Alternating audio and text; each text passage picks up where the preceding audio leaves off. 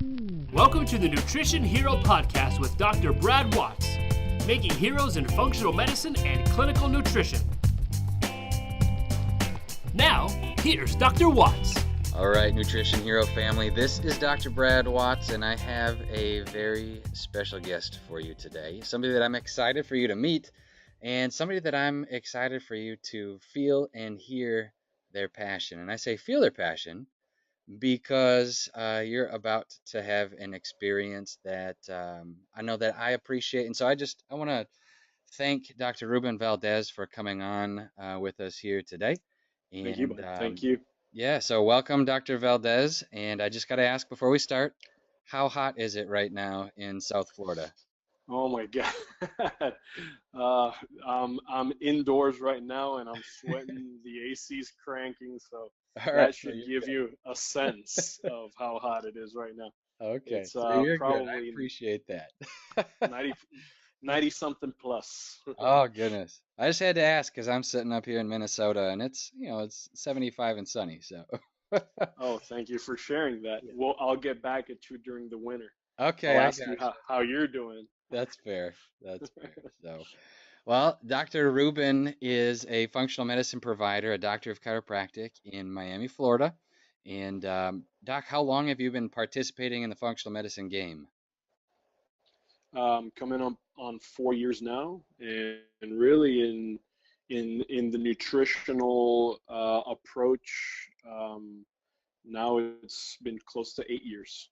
8 years. All right. I understand that you have a foot in both the medical and functional world. What's that like for you right now? And really, if you can speak to that, what does that look like? Well, it's actually very exciting. One of the things that I can say that is most exciting to me personally is just seeing how right the philosophy that I learned as a doctor of chiropractic has been all along. This idea that the body can and does heal itself when you remove the things that are impeding it and you support the things that can help it. It's really exciting to see this shift in paradigm now from a lot of the conventional medical doctors moving into this space and starting to actually own this space and learn it, a, a space that is very foreign to them. And it's really special. We're in a really special time within the healthcare paradigm. Things are starting to pass a threshold. So seeing things from both sides, all I can say is that I'm so proud. I'm so proud to have the foundation and the education that I have because we've kind of been right about this whole thing all along. That's awesome. You mentioned the basically the influx of the medical community into our side of a philosophy, so to speak. Like, what in your mind, what does the functional medicine philosophy look like? Well, the functional medicine paradigm, one of the things that really attracts me to it is this foundation of looking at the body as a unification or a synergy of systems, and the understanding that we really cannot help a person heal without looking at them as a whole. Obviously, looking at them from a biochemical, physical, biochemistry perspective, but also really looking at them as a person, at their emotional life, their spiritual life, looking at them just as an individual. And I think that that's one of the things that in the deconstructive approach that medicine has spearheaded for so many years, and that has been actually very successful for certain things and for certain treatments and for certain diseases, for a lot of these chronic ongoing issues that are now becoming the new epidemic. It's really a flawed approach. And so what excites me the most about functional medicine is just this profound foundation that really understands that the body is a self-healing machine. It's a self-healing system, and that when you support it in the right way, when you look at all the systems, you get them working together, when you get the individual in the right mind frame, you help them understand that their health needs to be a priority, that they need to take care of themselves, that they're not going to get better doing the same things that they've been doing for the last 25 years. You see transformations that really you cannot see in any other vehicle of healthcare. Awesome. So you are right now, and I appreciate that you talk about this, but right now you brought into the discussion here something about mindset or like a patient's emotional health. Are you in your functional world, are you actually going there with people? Like, are you addressing that? Oh, absolutely, absolutely. And it really is one of the foundations of my practice. One of the things that I look at very closely, even before determining if I'm moving forward with a patient, is is what space that patient finds him or herself at in relationship to their health.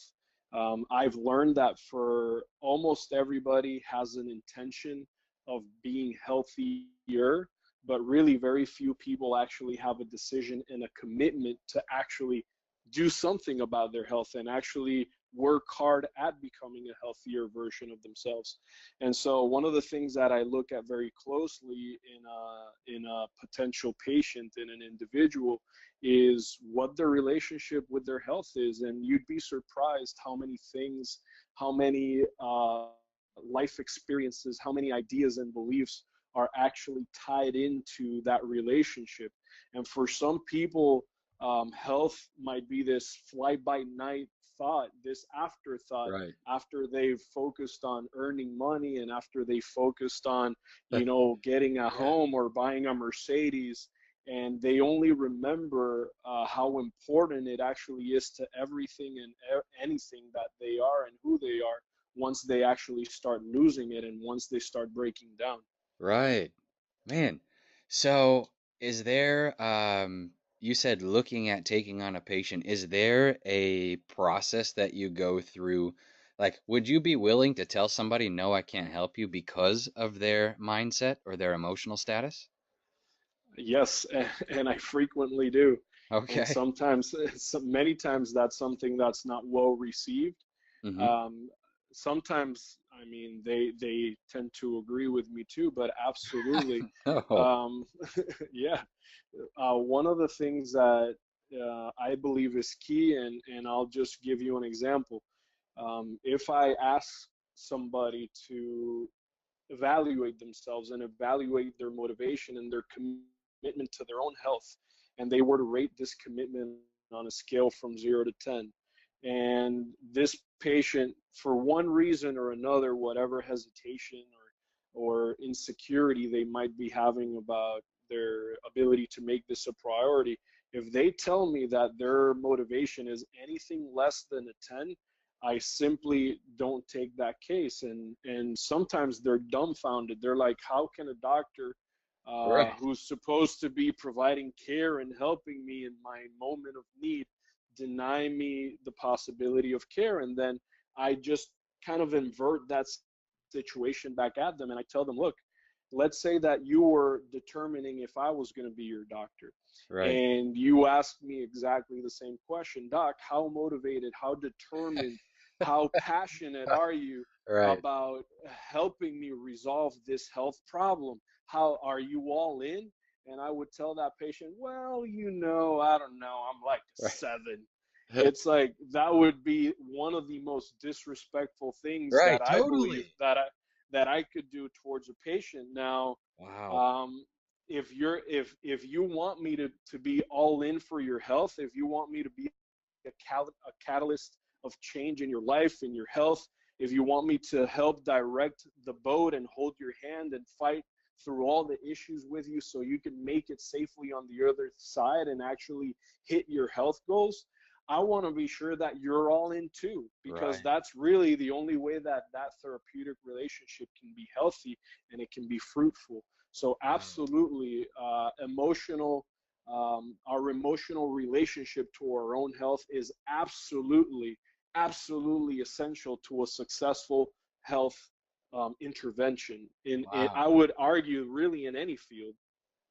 So what I'm getting from this, I mean, there are doctors listening to this right now that they would never even think of qualifying a patient that way. And I just hear what he's saying, hear the heart in what he's saying, not necessarily the vehicle he's using, but hear the heart in what Dr. Valdez is saying, because there are people that you will move them off the fence, so to speak, like make a decision to fight for your health, so to speak. And so that's awesome, Doc. Is there a, like in general, I would imagine that it's well received when people hear your heart, like, and that's what I'm getting from this. Is that accurate? Absolutely, Okay. absolutely, absolutely.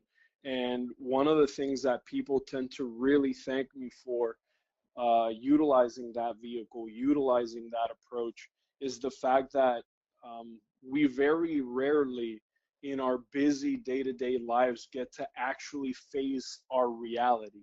You Yeah. know, we never really, most of us never have the opportunity to just stop and stare at our situation square in the face. And I know, looking at a lot of the colleagues that I have in the conventional world, in that world, even less, because the way that healthcare has moved, the way that the healthcare system is working, where doctors just simply don't have time for their patients anymore.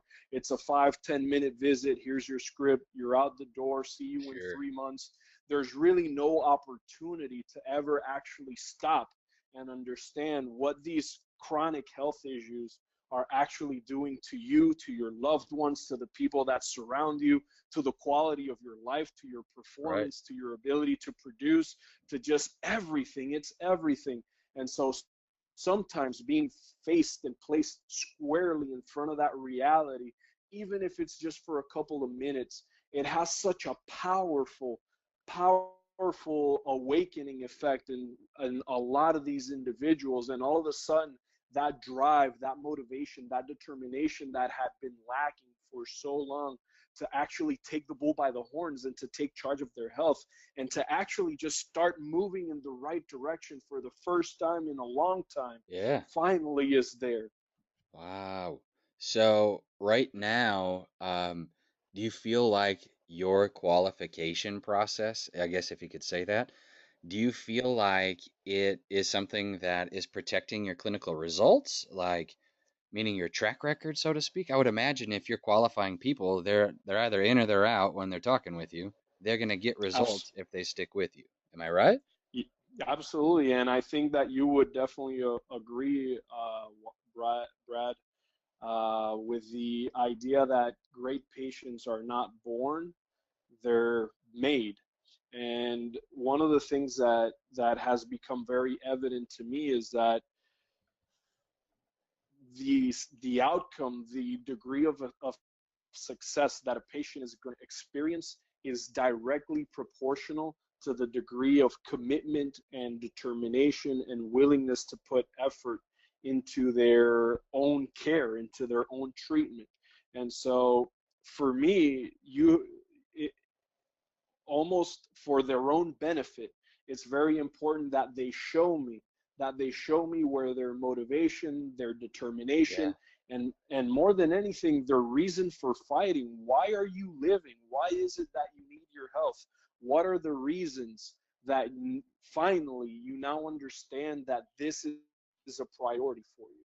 And Awesome. so, like you were saying, it completely correlates with the quality of the result that these patients obtain. And so, why wouldn't I Right. work towards ensuring and guaranteeing that they obtain the best possible outcome, because they will be the most compliant patients that they can be? Awesome. So what you just mentioned is something I've been saying for years, and it's that functional medicine at some point is going to be dominated by the large systems. Somebody's going to come along and try to systematize functional medicine the same way that regular medicine was systematized back in the 60s and 70s. Okay. And one of the things, this is a key that what Dr. Valdez is saying here, one of the things that's going to separate you from, a Mayo Clinic or a Cleveland Clinic situation, who they just dumped $500 million into a functional medicine facility. one of the things Hmm. that's going to separate you from them is this right here that Dr. Rubin's talking about. And so being able to cut through the BS, so to speak, that everybody has out in front of them every day and actually get a root assessment with somebody, being able to connect to them on a more human level, I think. That's awesome, man. Absolutely. Yeah, Awesome. absolutely. And I think that you cannot be more right on that statement. You would be surprised how many people walk in through my door, just frustrated because first they tried a more conventional approach, then Right. they went to a so-called functional medicine provider or a Yeah. functional medicine center, and they got some tests and they got supplements and they got some nutritional recommendations. Right. However, that that transformative power, that that that internal positioning that Yeah. really creates the results was never really there. So what kind of problems do a lot of doctors experience? Poor compliance. I Yeah. took my supplements, they didn't do anything, and Right. all this kind of stuff just falls away because the quality of patient that you're breeding, that you're harboring, is a patient that is taking the whole soup, right? Yeah. It's I can't tell you, hey Brad, you need to eat some chicken soup, and you go home, you eat a small piece of chicken and a small carrot, and tell me, hey, I had chicken soup today.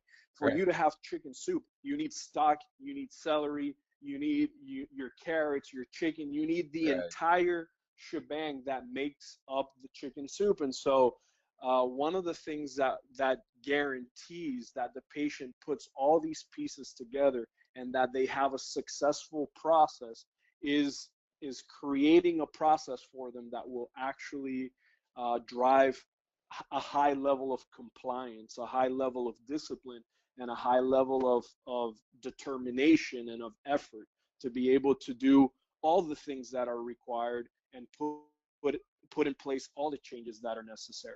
Awesome. So, one of the things that I've wondered about as far as when I was a new doctor, one of the things I wondered about is how do you actually take somebody from point A to point B? Like, how does the relationship change as you go? Is it like I would like to get your opinion on it, and I can weigh in on it as well.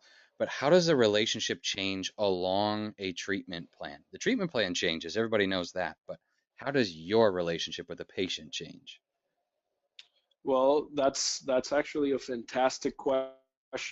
And so initially, I think that before entering a relationship, I don't know if you've experienced this personally, but I think that there's a certain apprehension on both the side of the doctor and the side of the patient, right? Hmm. And as the doctor or myself, as I've been able to become more and more of a example of what I actually preach, as I've been able to become a more coherent human being within myself, within the things that I want to achieve as far as my own health, as far as I really have become a leader of my own life, of my own will, of my own direction, uh, that that immediately starts creating influence in the patient. So it's the old saying, it's the old adage. You can't be a fat cardiologist, right? So if Right. if we're going to be healthy functional medicine doctors, we actually have to project the part. We have to be working on our own health. We have to be looking at our own labs. We have to be looking at our own nutrition, and we have to be doing the things that we're going to expect our patients to be doing, because if not, it's just going to be empty words bouncing off a wall. And Absolutely. so that's the first thing. I think being in a place and in a position where the leadership role emerges very rapidly and very naturally.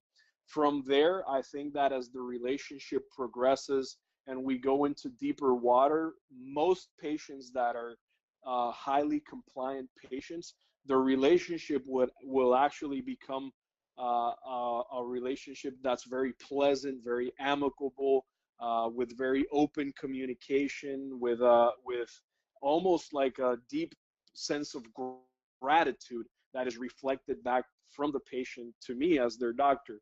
In some cases, and I'm sure that you've lived through this many times, Uh-huh. there are patients that start losing their drive or losing their motivation, or there might be periods where they become unfocused because they have other life issues that are ongoing, or work, or a death, or some type of change in their situation, and they once again start losing focus and direction from their health. And Right. in the past, these cases actually used to frustrate me. They used to annoy me. They used to, almost like, pardoning my French, piss me off a little bit. Okay. And so I Sorry started, to say I that. started, That's why. Yep. and and so I started looking at myself and saying, why am I getting so upset at these people? And I realized that I myself have had moments throughout my own life where I have lost focus, where I Absolutely. have lost direction. And so I realized it's not that I'm getting upset at them, is that I'm seeing a mirror of myself in them. And so 100%. the solution was not getting angry at them. The solution was learning myself how to stay on point, how to stay on track, how to Right. not deviate from my effort. And then from that point, it's become very natural for me to be able to keep them on course and keep reminding them, in a way that is more effective and assertive, of why it is that they're doing what they're doing, taking them back to their goals, taking them back to that place, that space where they've actually committed to a health goal that's really bigger than anything else that can be going on in their own lives. So that's really a like an approach that it's more than just, hey, I give people supplements, right?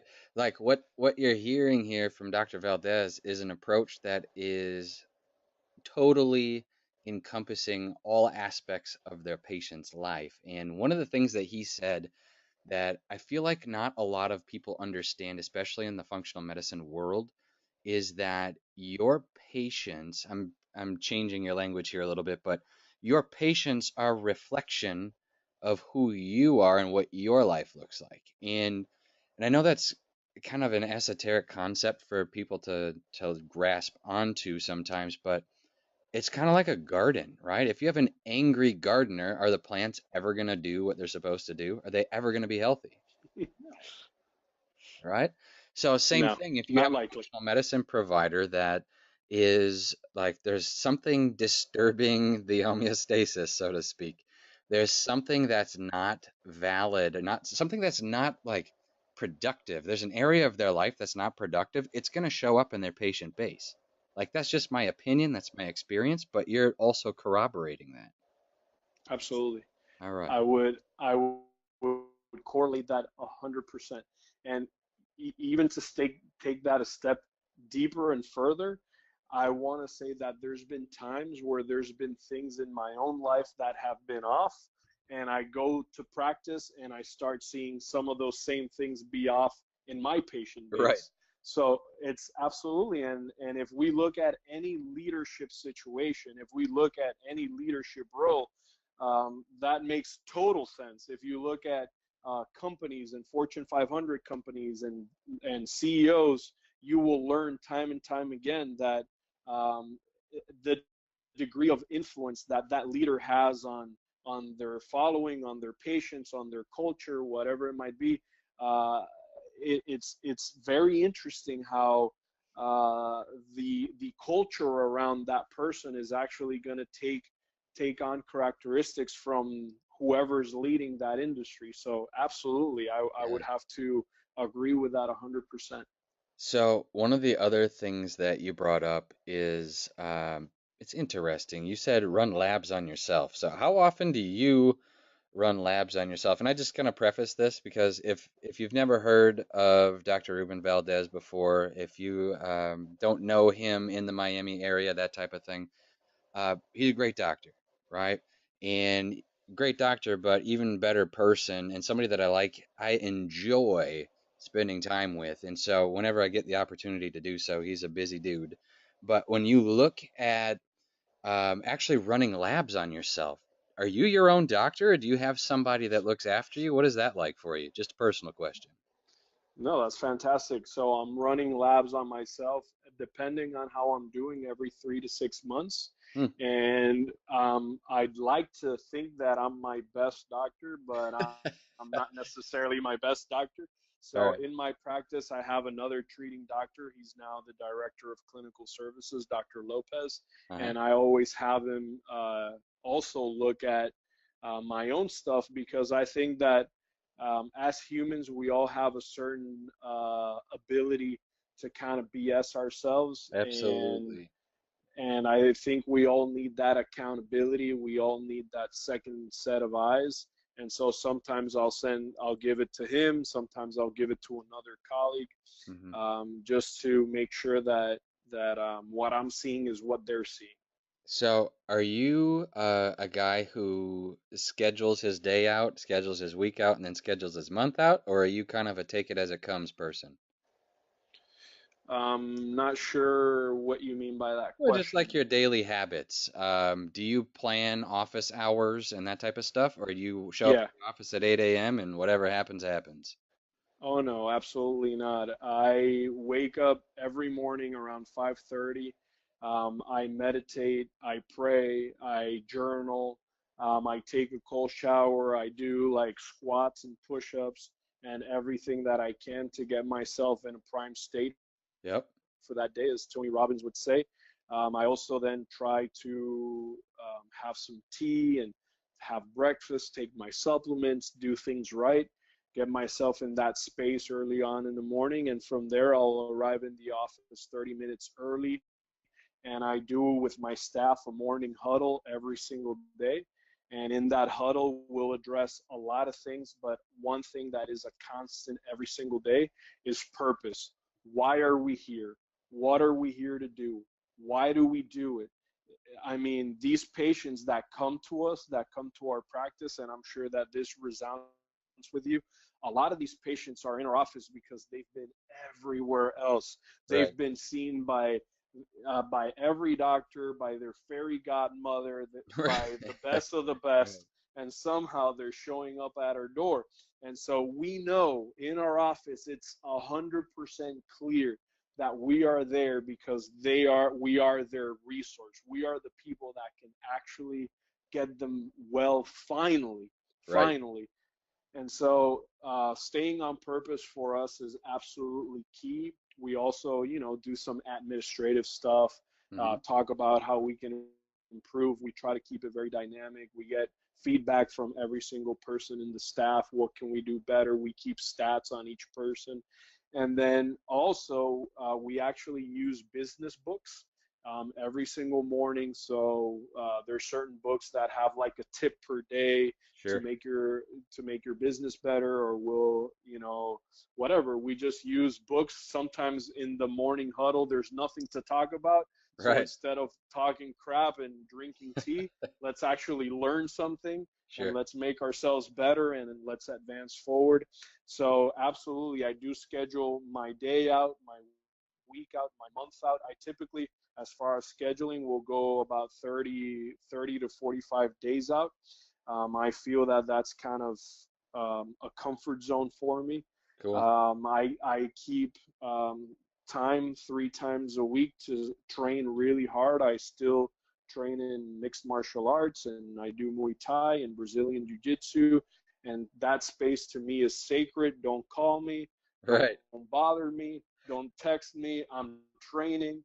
And so, absolutely, I think that that structure is important, and that structure is something that I also try to convey and inspire my patients to find. Awesome. So, do you, and by the way, if you're just joining us, we're talking to Dr. Ruben Valdes in Miami, Florida, and he's joining the Nutrition Hero family here today. One of the things that I so much appreciate about, I think, top quality doctors, top tier providers on some level have organized discipline.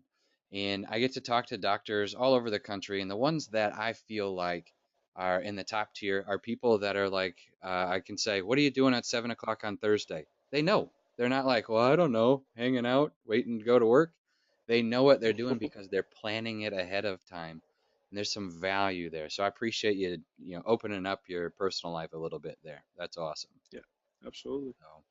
So, one of the things that we do on the Nutrition Hero podcast is we talk about mechanisms and we talk about how to, that type of thing.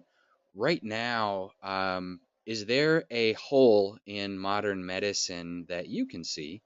And from I know you're just chomping at the bit here because you probably have more than one or two, but is there a main one that you can see functional medicine filling when it comes to actual patient results, not necessarily philosophy, but Hmm. patient results? Like for me, I always talk about Hashimoto's because I think it's the biggest travesty in medicine right now. But for you, is there something there? Oh God, yes. So I will quote a quick study. It was a systematic review of the literature between 1984 and 2014, looking at Alzheimer's treatment and Alzheimer's treatment options. Oh, You probably know, like everybody else in the universe, that still to this day there is not a single medication that does absolutely anything at all that is good or positive for Alzheimer's patients. wow. And so this systematic review, they asked the director of at that time of the FDA, and you guys have been looking at this disease for a really, really, really long time. What's going on? Why are you guys not coming up with anything that is actually valuable? And so the director of the FDA at that time, his answer was, well, um, our mistake or our error might not necessarily be in our methods.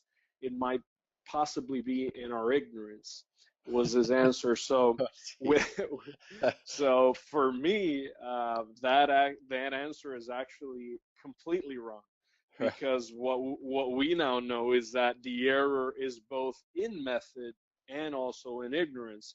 The Wow. problem is, like you yourself know, for the longest time, the entire medical mindset, and the entire medical approach to chronic illness has been this idea of the silver bullet, Yeah. and and that's something that actually turned out to be pretty effective at the turn of the century, when people were dying of plagues. If you were a woman giving birth and you got a fever in the hospital, you had a 50% chance of Mhm. walking out alive. If an infection came to town, it would wipe out a bunch of people, because really there was no understanding of what it was that was happening. So when the first antibiotics were originally being formulated, it was a total transformation in the health system. Right. For the first time, people were outliving these infections. People started living longer than they normally would. And so this idea of the monotherapeutic, of the silver bullet, one mechanism, one cure, got deeply ingrained into the medical model of thinking. Still to this day, through my education in medical school, it's one of my biggest frustrations, because I'm sitting there through class with a mind full of functional medicine, and I'm just looking at the way that medicine is being taught. And as they're explaining biochemical pathways, they're telling you, okay, this enzyme right here, it's going to have a catalytic reaction, and it's going to convert into this hormone or into this protein. So for us to inhibit that, we're going to use, I don't know, warfarin, Right. right? And you're like, okay, so is there anything else that can inhibit that enzyme that's not warfarin? Right. And obviously there is. When you look from a functional medicine approach, there's so many things in the food, in the nutrients, in the supplements, in the lifestyle. There's a million things. However, this one track mind has permeated and has spilled over into chronic illness. Right. And as you and I both know, these are really, really complex diseases. These are diseases that are multifactorial, that have a little bit of to do with everything, with the interaction with our genes, with our diet, with our lifestyle, with the toxins and the toxicity exposure that we have on our day-to-day basis with our stress, with our relationships. Right. It's this huge ball of everything that we're living in right now in the 21st century, that's just exploding chronic illness around the world. And sadly, this idea of a silver bullet that's going to come in and fix this Hmm. one magical unicorn mechanism simply doesn't work. So absolutely, this is one of the reasons why, as I was saying in the very beginning, we're having such an enormous,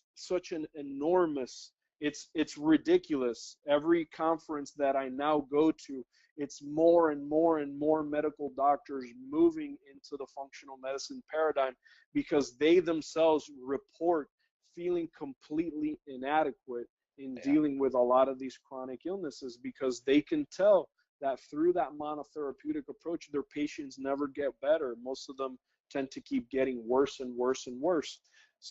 So one of the terms that I really like is what Del Bredesen, neurologist from UCLA, first guy to reverse Alzheimer's, he calls it the silver buckshot, right? It's all of these things Right. that go out at the same time to address all these mechanisms that are pushing the disease in the direction that it's going, or that is actually breaking down the physiology in the way that it's breaking down. And that's the beauty of functional medicine. Functional medicine is the silver buckshot. It's the only way that I know, at least, of addressing sometimes hundreds of mechanisms all at the same time Right. with a few simple tools. So that approach, that addressing hundreds of mechanisms at the same time, sometimes doctors that I get to talk to or teach or coach, sometimes they have this overwhelming sense of what am I going to do for this person? When somebody Mm-hmm. walks in and they're missing toes, or they have a type 2 diabetes situation that doesn't have insulin resistance involved, so it's an inflammatory problem, etc. And sometimes they get overwhelmed by that. Is there a way that you look at mechanisms and organize? Is there a hierarchy you follow, or is it a individual situation? Well, in my personal training, yes, there is. I use a tool that I learned from the for Functional Medicine, and it's a combination of what we call the functional medicine timeline and the functional medicine matrix. And so, what the functional medicine matrix shows me and helps me see is where the primary things that are breaking down actually are. So, I look at a patient from a different set of subgroups, Yep. right? We have our defense mechanism, so our immune system, we have our gut, we have our lungs, we have our communication system, which is our endocrine system, we have our inflammatory quenching system, or our ability to reduce inflammation endogenously. So I look at all of these systems, and and from the data that I gather, I start kind of prioritizing. In my personal practice, with the conditions that I tend to deal with, for example, type 2 diabetes and, Hashimoto's, low thyroid disorders, and now that we've brought in mild cognitive impairment and Alzheimer's disease, there are usually certain culprits that tend to be common denominators for almost everybody. Hmm. And one of the most common ones is inflammation. Inflammation, poor detoxification.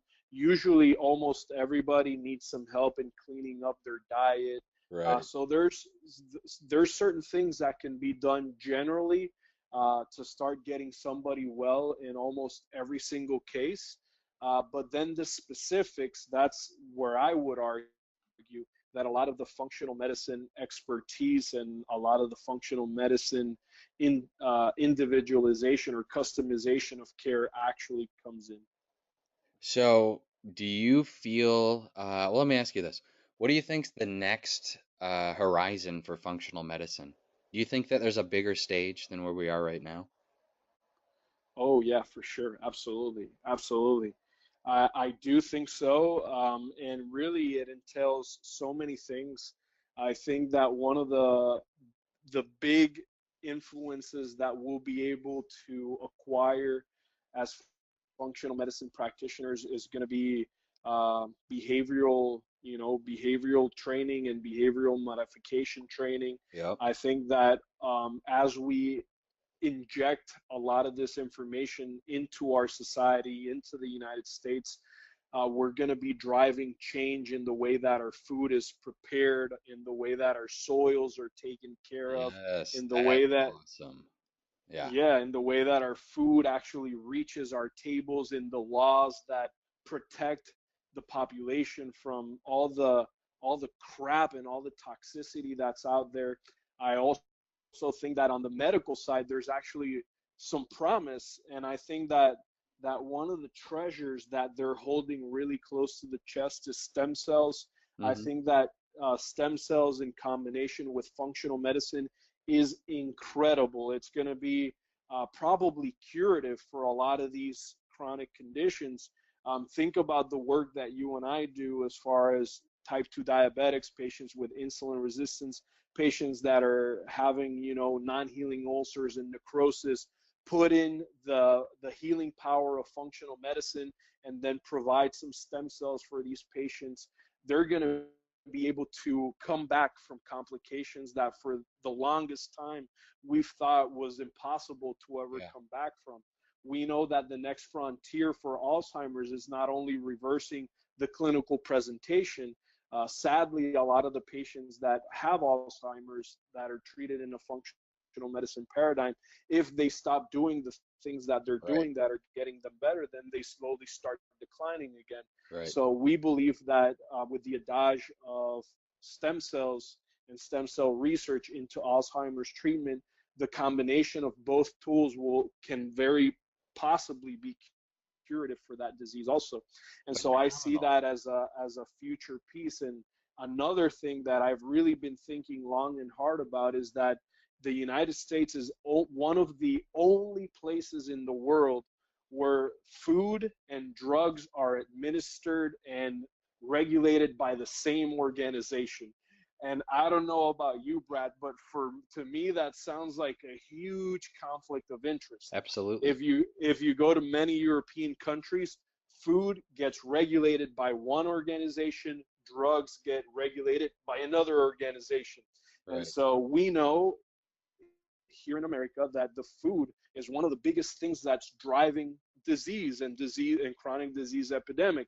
And on the other side, the solution that we're being offered day in and day out, 24/7, looking at our television screen and in the newspaper and in magazine is drugs. So Right. it's almost like the same administration that's allowing you to get sick is on the other hand offering you the quote unquote solution, hoping to get a wad of cash from you.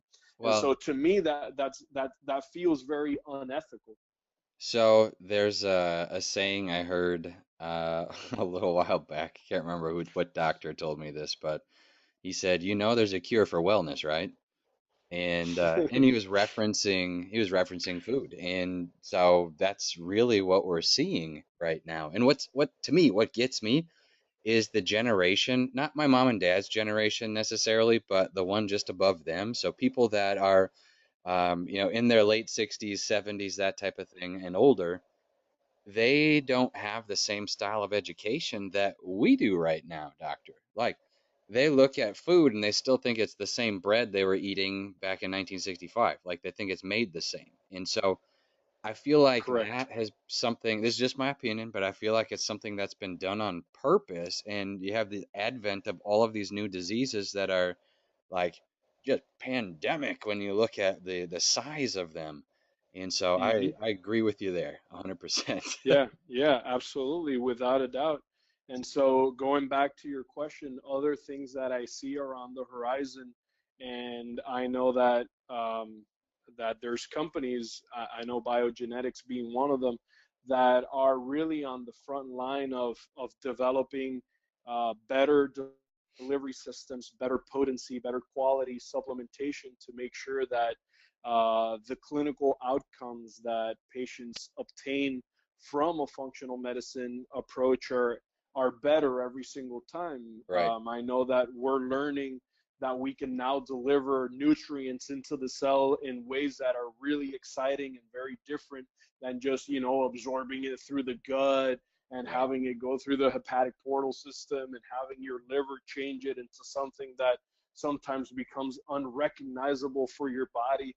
And so it's really exciting to see how these technologies, as the prevalence of functional medicine explodes and changes and grows, we're now seeing how we can deliver a lot of these Right.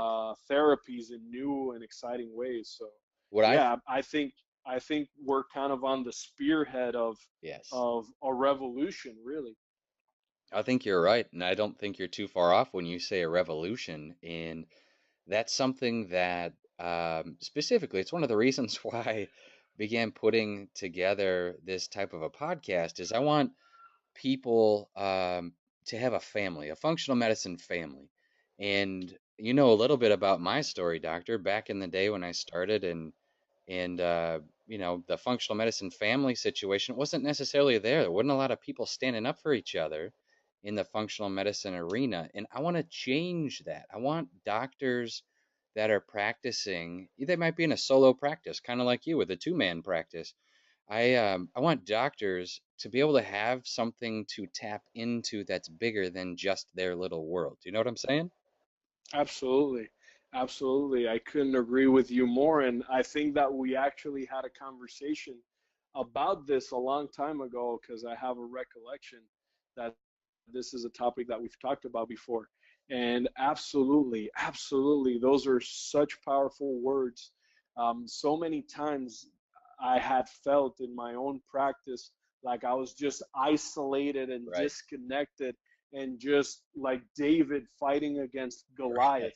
So many doctors in my neighborhood or in my zip code or in my city or in my county that would, be negative, or that we would share a patient with them and that they would say things that were just, unforthcoming. And Hmm. so one of the beautiful things, and almost like my that little arrogant, cocky side of myself, now seeing all this influx into the functional medicine paradigm, I'm now like, hell yeah. And so our power really grows with numbers, with unity. And I've seen so many professional organizations. I've seen so many awesome professions become weak and become Yes. just divided because of this or that, or philosophies, or this and that. So I'm so excited to hear that you're putting in all this work and effort to build and to invest into this idea of creating a functional medicine family, a support system for all of us that are out here in the trenches fighting for what we believe is right for these patients. That's awesome. So, one of the things that I have found over the years is that chiropractors in general, and so I understand there's a lot of people not listening to this that are not chiropractors, but chiropractors in general are like a just a weird breed, man. And I'm one of them as well, so I know what I'm talking about. But they have this independence thing that has to be satisfied. And maybe that's why a lot of people have their own clinic, that type of thing. But when it comes to binding each other together and becoming a unit, just for the advancement of an industry specifically, and really for the protection of ideas, what's your take on that? Where's all that kind of stuff headed right now? What do you see coming up there? Wow. Wow, that is an intense question, Dr. Yeah, Watts. And so here is my perspective. I have to admit that for a long time, I used to also have those ideas of, separatism, and I think I have a better way, or right. I know enough to be able to do things a little bit differently or whatever it might be, just ideas that kept me separate. And one of the most beautiful experiences that I've had is that as I've let that go and I've allowed myself to integrate myself more and more into my functional medicine community, I now have a lot of friends that are not only doctors of chiropractic, but also medical doctors, neurologists that are in functional medicine, surgeons that are in functional medicine. I now have naturopathic friends. I have doctors of osteopathy that are in this train of thought. I have, acupuncturists, health coaches, people from all walks and all disciplines that have been injecting ideas and all of them, a lot of them useful ideas that have helped this movement evolve and move forward and grow stronger. And so, absolutely, I would agree. And it's not only in the chiropractic profession and doctors of chiropractic, that attitude is really something to be commented in many other healthcare disciplines. I think that we might be the ones that stand the tallest on that podium, but I think that it's something common. And functional medicine is given as such a broad and such a powerful solution to this healthcare epidemic that I believe, and it's been my experience, that it's finally something that we can all firmly agree on. One of the great things on the side of being a chiropractor, like I said before, is that a lot of the philosophy, the core philosophy of functional medicine, is exactly the same philosophy that we all learned in school. Right. And so I feel that we should be very, very proud that it's an approach that we've treasured for so many years. And now that there's all this money coming into it from all these big organizations, we're actually now seeing it being not only tested, but also proven to a very high degree with very high quality research. I agree. I feel like all of the stuff that chiropractors went through back in the 20s and 30s and 40s, just the crazy stuff. You hear the stories when you're in school, right?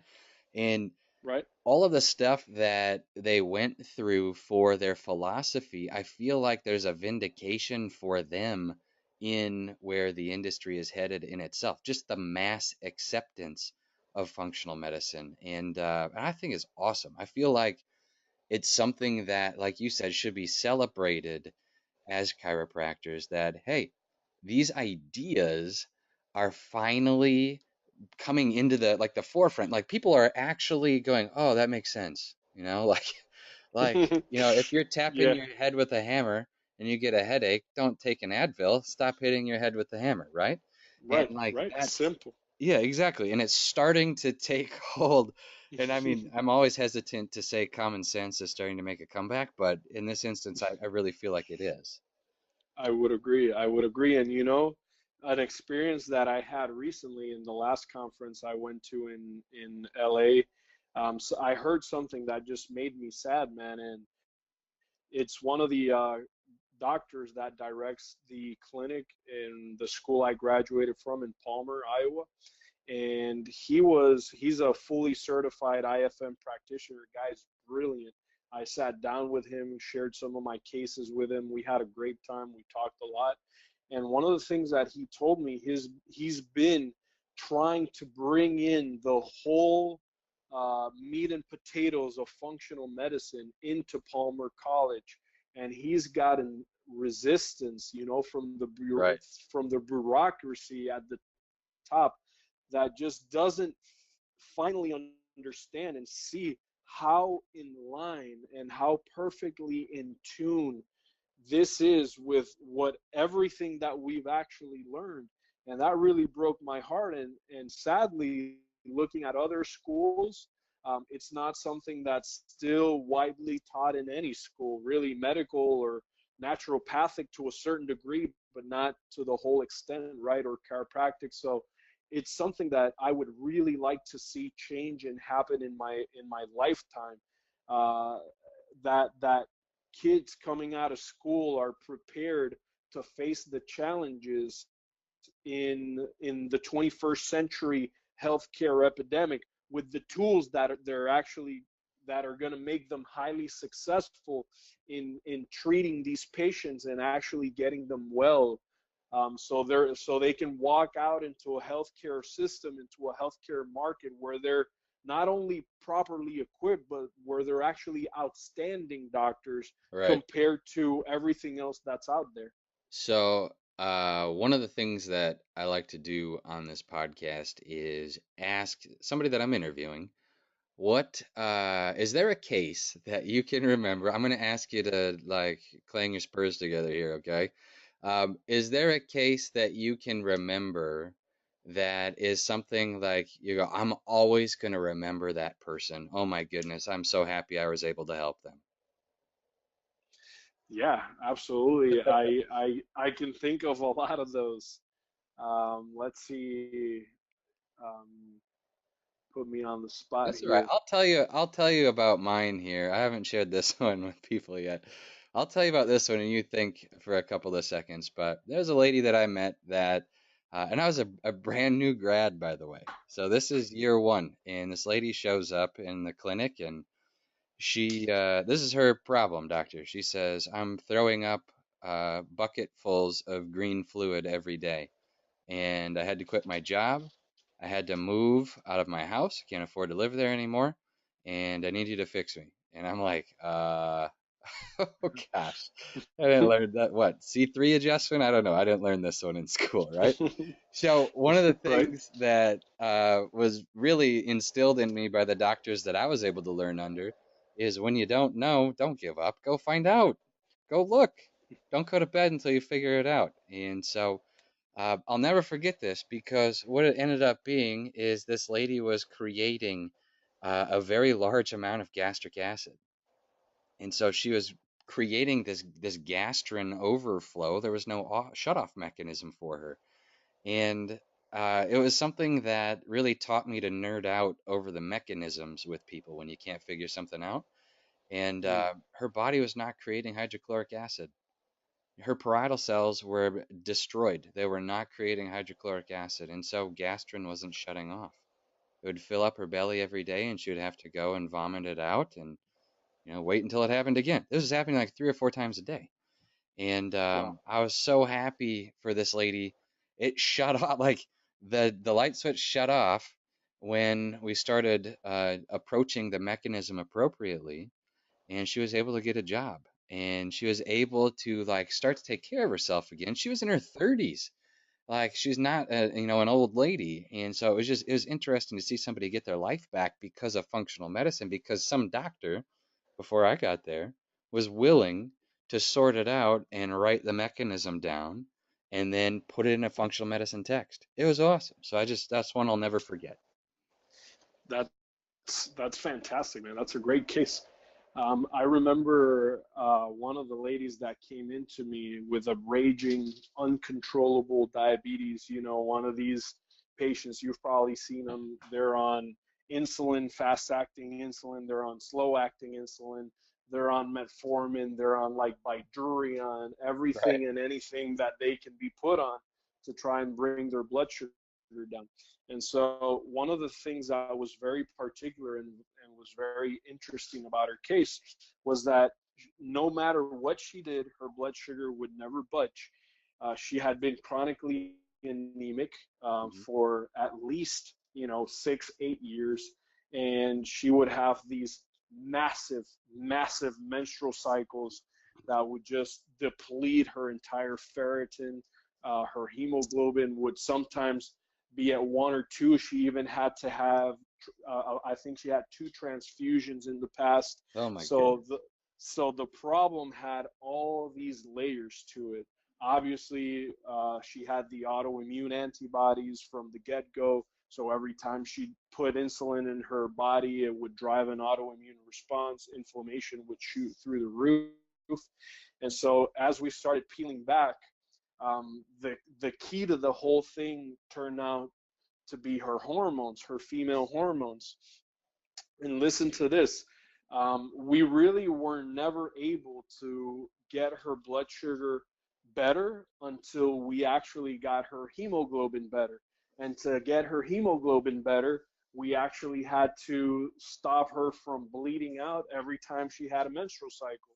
And so one of the things that was being done for her conventionally, she was being given birth control pills, Mm-hmm. and that was making the autoimmunity worse. That was driving her inflammation.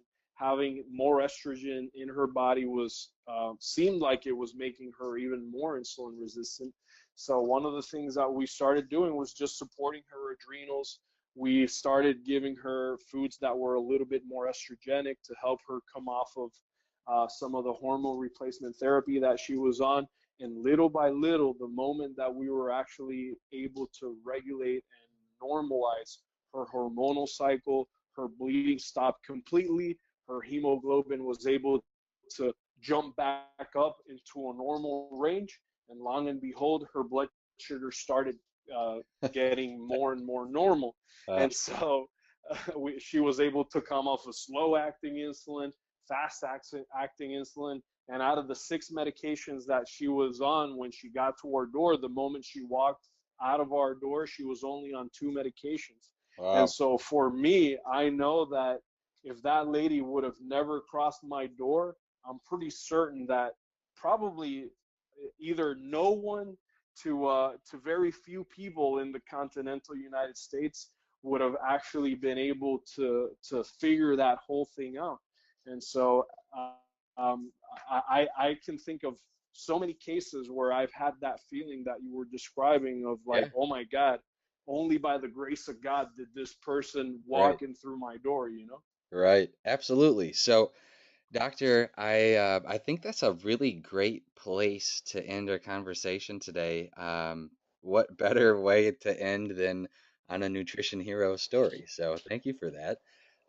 I really appreciate your time. I know that I found a lot of value in hearing you speak passion, like from the heart, not just like, hey, this makes sense, but feel this. And I appreciate that. So I know that our audience will as well. So thank you, Dr. Ruben Valdes, for your time tonight. And any last words that you would like to say before you leave? Well, no, I actually, I'll tell you the truth. I was expecting that we were going to be on a podcast where we were both going to be nerding out on mechanisms and just chewing on science. Yeah. And the least thing that I expected is that you were going to tear my heart open Yeah. and just get me speaking from the heart. And I'm really happy that you did, because you have this talent and ability to always reconnect me with myself and with my purpose. And I think that that's the most valuable thing about myself that I can share with other doctors. It's the degree and the depth of passion that I guess both you and I share to serve humanity in this way. Yeah, man. So we'll have to nerd out later on. Maybe we can do another one with just mechanisms. So, all right. All right. All right. Thank Okay. you for your All time. right. Thanks, Brett. You Yeah, too, thank you. man. Great podcast. Have a great night. All right. Thank you, sir. Bye. Bye.